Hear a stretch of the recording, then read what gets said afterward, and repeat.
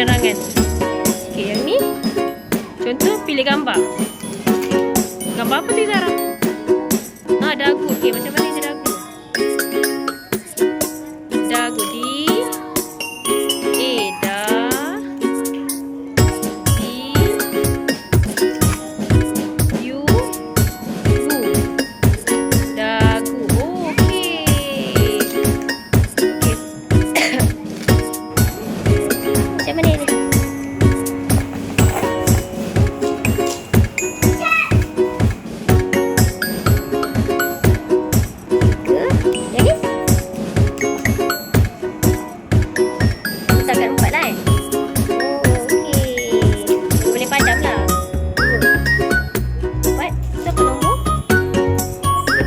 yang ni.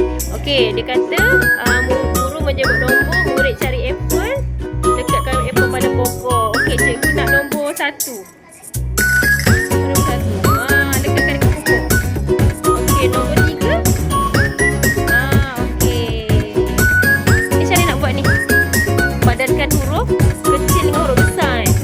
Okey, ni alright. Baru nampak. Okey, ayah susunkan ikut dia punya ni mana? Mana yang nak tampan?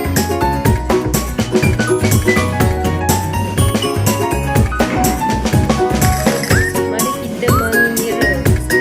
Okey. Kena tengoklah kan betul. Dekat kat situ. Macam ni kan? Maksudnya kat sini lah kan? Okey, 1. Tapi dia tak boleh lekat kan? Okey, 1 tambah 2 kat sini. Lepas tu masukkan 1 kat sini, betul? 1. Lepas tu masukkan lagi 2. Jadi 3. Okey. Medina, macam mana nak main ni, Medina?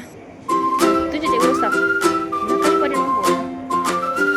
Okey, macam mana? Mula-mula macam mana? Musa kan? Sekejap, Musa. Musa dapat nombor berapa? 4. Okey, cari nombor 4.